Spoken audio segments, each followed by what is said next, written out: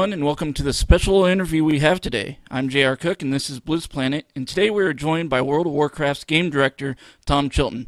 Tom, thanks so much for being here today. Yeah, absolutely. So, the first question that we have is, we're nearly 6 months since Miss Pandaria, and it's been close to a year now since I was at that press event that you guys held back in March of 2012. How different are things now that people are playing and that we're approaching the second major patch of this expansion, between that time when you first showed the game to the time that the game came out and then the time that that we're at now? Right. Well, I'd say that for the most part, our values have pretty much stayed intact in terms of, what we were trying to accomplish with Pandaria and then what we ended up delivering in terms of how it feels and the breadth of content, all the stuff there is to do, that kind of thing. I think looking back and trying to evaluate it from if we could go back in time and do some things differently, there's not really a huge list of things that we would probably do differently. The most notable would probably be, a slight change to the way our reward structure in the end game worked as it relates to how mandatory daily quests felt. Yeah, that seems to be the major complaint. Yeah. So one of the things that you guys have been really pushing with this expansion is getting content out a lot quicker than you have in the past. How's your process internally changed in the last year or two for you guys to accomplish this? And is this pace something we can expect throughout the expansion and into the next expansion? It's certainly something we plan to keep doing. In fact, we're hoping that our capabilities continue to expand as time goes on. So hopefully this is the slowest you'll ever see us into the future. So what we've done, part of it's structural, and then part of it's, I guess ultimately it's all structural. But essentially part of what we've done is separate part of the team into its own group that works on the odd-numbered patches, like the 5.1, the 5.3. So there are some team members that are dedicated to that content, 5.1, 5.3, possibly 5.5. And then the rest of the team kind of works on those big tiers, the 5.0, 5.2, et cetera, 5.4. So that's part of what's helped us achieve that. And then also just kind of staffing up a little bit more. We've continued to grow the team over time. We're, at an all-time high in terms of the number of people that we have on the team, and we expect to continue to increase that as time goes on. So did I understand that correctly then, that each odd patch possibly in the future is going to be mostly content related, and then each even number is possibly going to be like raid tier related? Yeah, that's the plan that we have currently. So going on to Warlocks. They have that special quest with the green fire. And it kind of reminds me of the old quests in vanilla for certain classes, like the Warlock with the mounts and Paladins with the mounts. Are you planning on bringing in any special quests for other classes like this, or is this going to be a one-time shot for Warlocks? Well, we certainly want to. We really like that kind of thing. It adds some cool, distinctive flavor to each class, to any classes we're able to do it on. It's hard for us to commit to when we might be able to do it for any given class because it's based on kind of time availability, people availability as far as designers to make things happen. There's definitely a cost also in terms of any time a designer is spending time creating a quest for one class specifically, that's 10 other classes that aren't getting content from that person. So hopefully we can do more of this as our capacity goes up, but it's hard to predict. But when it makes sense and when we have a cool idea, it's definitely something we would keep chasing. One of the community questions that we had that came in regards to the Warlock quest, and they were wondering what's going to start the Warlock chain on live, because in the PTR it dropped from the Infernals, which was a very easy drop. Right. But it's not going to be that way on live, correct? Right. The way we have it set up is for the spawns on the Isle of Thunder to be able to drop it. So it's certainly a lottery type of thing at first, or something that you could potentially buy from somebody else. And then as time goes on, we will increase the availability. Now I know this next question I'm going to ask comes up a lot because I've been asking this question since I think Vanilla WoW. I know that you were the lead designer in Ultima Online back in the day, and one of the biggest features of Ultima Online was, of course, player housing. Right. Now that we are able to buy our own ranch, is this possibly bringing us closer to have some kind of a player housing in WoW? It definitely brings us closer. Obviously, player housing is still a big jump beyond that. And, one of the challenges is really figuring out what player housing means and what you get to do with it and what makes it cool and all that kind of stuff. But the tech does move us closer to it. So like we've always said in the past, it's something that we consistently talk about from expansion to expansion. And certainly it's something that we talk about again. Do you guys have any additional plans with the ranch after this patch? And what might we expect to happen to the ranch when we start exploring the next expansion? Is the ranch just going to, sit there and no one's going to mess with it, or is it going to get updated with the new expansions? Well, it's a little early to say definitively, but most likely the existing ranch would be left behind, and we would do something new in a new expansion. And so, but for any information on that, you'll have to wait and see. Okay, more about the ranch. I have several questions about this thing. The patch notes kind of discuss how you will get work orders to literally be able to farm for rep. How are work orders going to work? What are some examples of them? That's a good question, and honestly, that's probably better for one of our professions guys to talk about because I know they've been sort of in the late stages of iterating on it. So, I would say that actually some of the information that I have might be a little bit dated at this point. But the general idea there, is being able to, do things, with your farm to be able to get the work orders and complete them for the NPCs and be able to get rep out of it. But the exact details of how that works out, I probably actually have some dated info. Do you by any chance know when the farm work orders, if they're going to be available for all factions daily, or it's going to be more of a round robin style? I don't think it's going to be available for everything daily. I believe it's going to be on some kind of rotation, but again, this is totally a subject that I could have dated info on. Okay.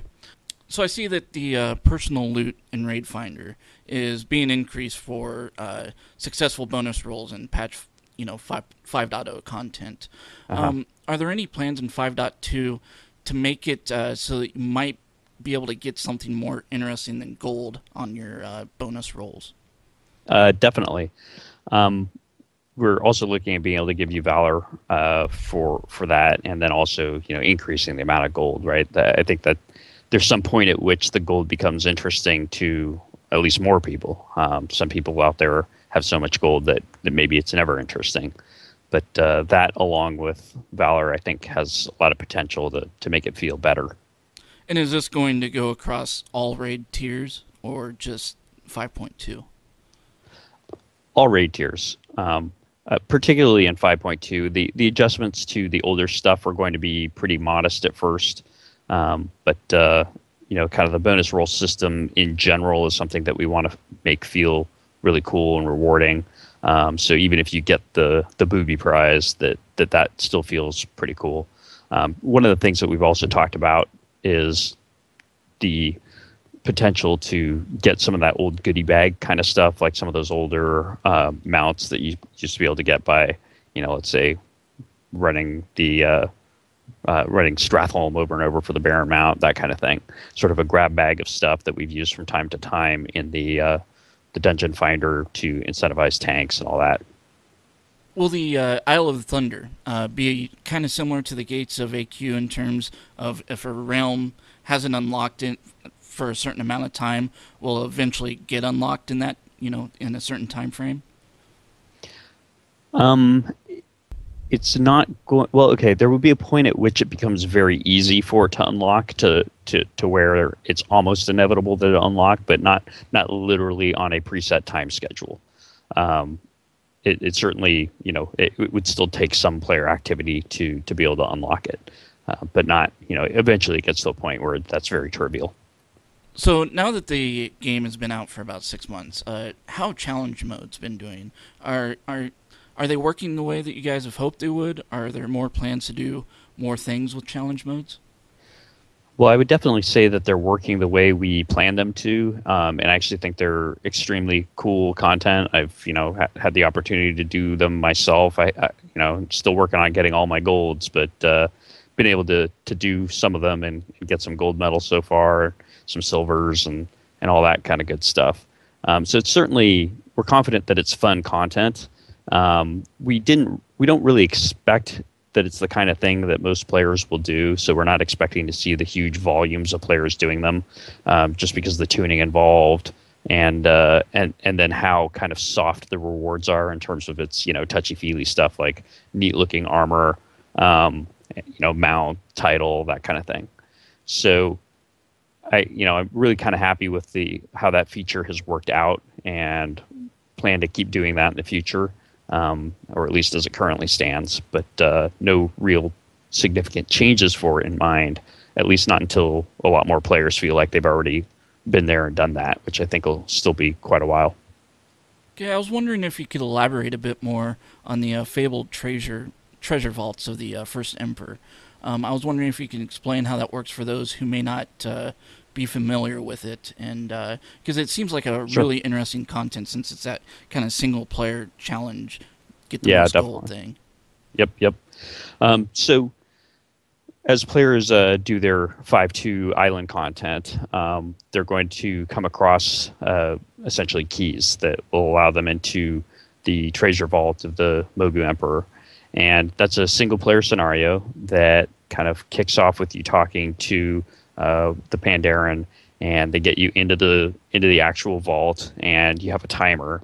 And the entire scenario is designed as essentially like a puzzle where you will progress through the scenario, trying to unlock chests and grab as much gold as you possibly can. There are other goodies in there along with gold, and then you'll be navigating your way through, avoiding traps, avoiding as many monsters as you can in order to spend as much time as you can getting stuff.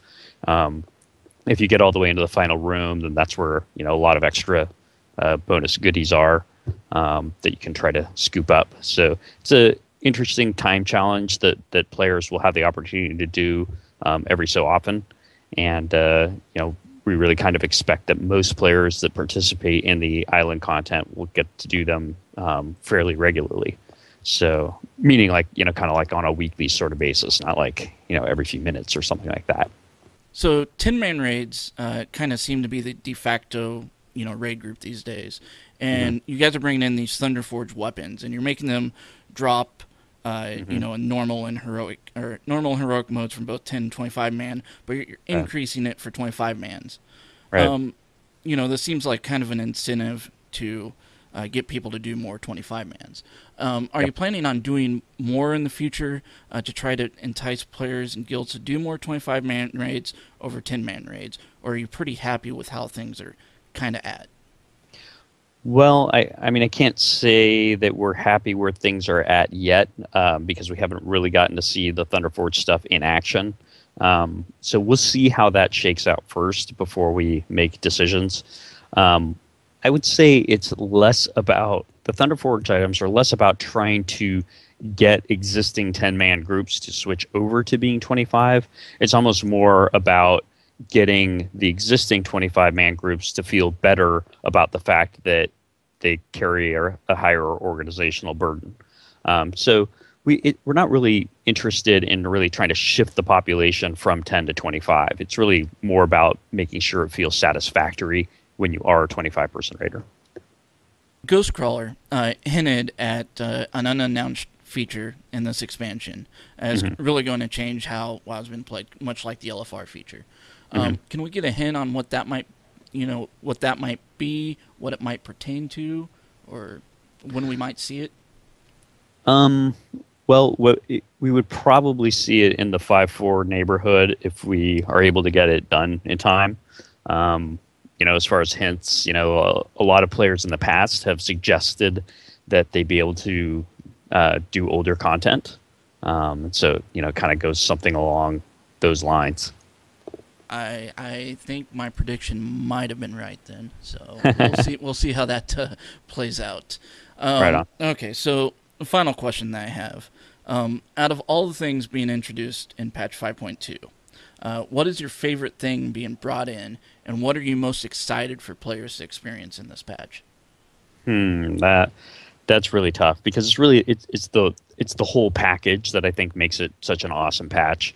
It's a huge amount of content in all different kind of areas in terms of there's outdoor world content, there's raid content, there are scenarios, with the solo treasure hunting thing. I would say that in terms of what gets me the most excited as a cool new concept, it would be the treasure room. I think that's going to be a lot of fun for players. But in terms of what will probably bring players the most overall satisfaction and value, well, if you're a raiding player, it'll probably be the raid tier, which is definitely a big, awesome one. And if you're the type that really enjoys the story kind of stuff, then the 5.2 Island is for you. Very awesome. Well, thank you very much for coming here and talking to us again about this patch. I know a lot of people are really excited about it, and Right so on. am I. So, very cool. Absolutely. Thanks again. Right on. Take care.